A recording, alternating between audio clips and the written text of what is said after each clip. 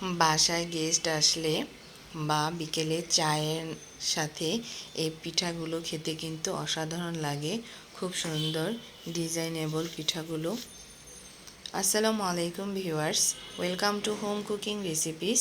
আজকে আমি আপনাদের সাথে শেয়ার করব মজাদার খুব সুন্দর নকশি পিঠা। ভিউয়ার্স, এজন্য আমি এখানে একটি বাটি নিয়ে নিয়েছি। বাটিতে 2টা ডিম ফাটিয়ে নিয়েছি। আমি এখানে মাত্র 2টা ডিম দিয়ে অনেকগুলো সুন্দর ডিজাইনের পিঠা তৈরি করে নিব। আর এখানে দিয়ে দিয়েছি পরিমাণ মতো চিনি। আপনারা চিনিটা আপনাদের স্বাদ অনুযায়ী দিয়ে নেবেন, যারা মিষ্টি কম বা বেশি খান।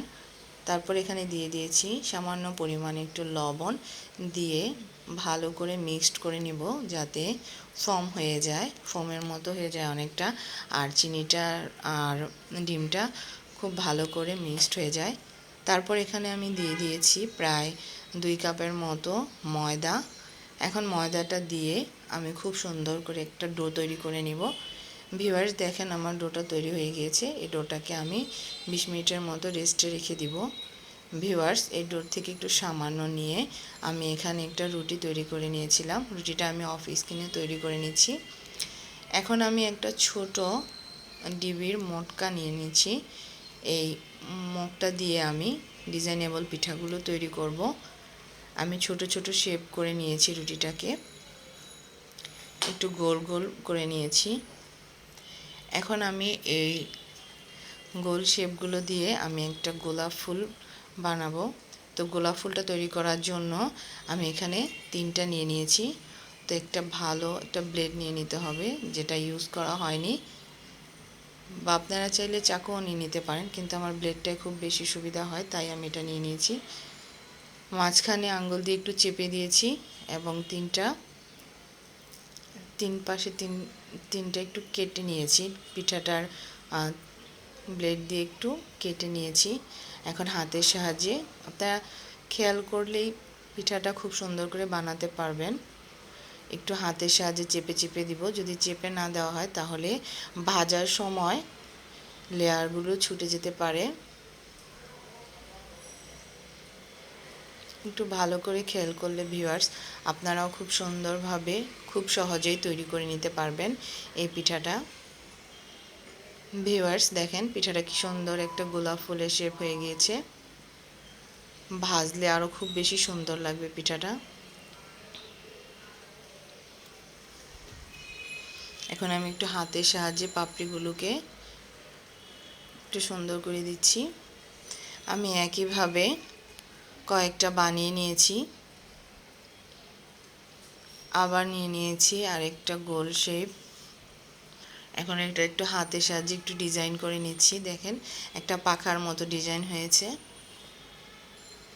ভিউয়ার্স, আমি বারবার বলছি, আপনারা একটু খেয়াল করলেই সুন্দর এই ডিজাইনেবল পিঠাগুলো তৈরি করে নিতে পারবেন।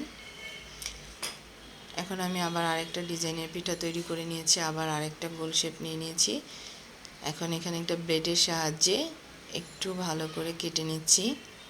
কাটা হয়ে গিয়েছে, দেখেন আমি ঠিক কীভাবে কেটে নিয়েছি। এখন এটাকে 2টা হাতের সাহায্যে একটু চেপে দিলেই হয়ে গেল খুব সুন্দর একটা পিঠার ডিজাইন। দেখেন ভিউয়ার্স, হয়ে গিয়েছে পিঠাটা।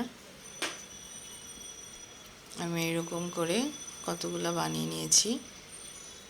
এখন ভাজবো। তো ভাজার জন্য আমি আগেই তেল গরম করে নিয়েছিলাম, আর তেলের মধ্যে দিয়ে দিয়েছিলাম গোলাপ ফুলের পিঠাগুলো। একটু হালকা আঁচে ভাজতে হবে, নাহলে কালার চলে আসবে আর পিঠাটাও মচমচে হবে না, আর ভেতর দিয়ে কাঁচা কাঁচা থেকে যাবে। উল্টিয়ে পাল্টিয়ে ডুবো তেলে ভাজতে হবে, খুব সুন্দর করে আস্তে আস্তে ভেজে নিতে হবে, একটু সময় নিয়ে ভাজতে হবে। দেখেন ভিউয়ার্স, কি সুন্দর একটা কালার আসছে পিঠাগুলোর। এখন আমি আবার ওই তেলের মধ্যে আরও অন্যান্য ডিজাইনেবল যে পিঠাগুলো ছিল ওগুলোও দিয়ে দিচ্ছি। ভিউয়ার্স, একটু সময় নিয়ে ভাজবেন, তাহলে পিঠাগুলো খুব সুন্দর হবে। দেখেন কি সুন্দর ফুলে উঠেছে আর কি সুন্দর হচ্ছে পিঠাগুলো। একটু নাড়াচাড়া দিয়ে ভেজে নিব। হয়ে গিয়েছে আমার পিঠাগুলো। এই পিঠাগুলোকে এখন আমি তুলে নিব।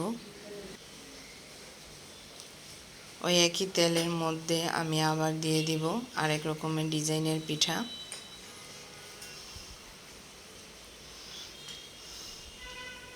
পিঠাগুলো দেওয়া হয়ে গিয়েছে, সবগুলো পিঠাই খুব সুন্দর ফুলবে এবং খুব সুন্দর ভাজা হবে। ভিউয়ার্স, আমার পিঠাগুলো বানানো হয়ে গিয়েছে, দেখেন কি সুন্দর হয়েছে, আর খেতেও কিন্তু অসাধারণ লাগে। আপনারা বাসায় ট্রাই করবেন, ইনশাল্লাহ খেতে খুব ভালো লাগবে আর খুব সহজেই তৈরি করে নিতে পারবেন এত সুন্দর ডিজাইনেবল পিঠাগুলো।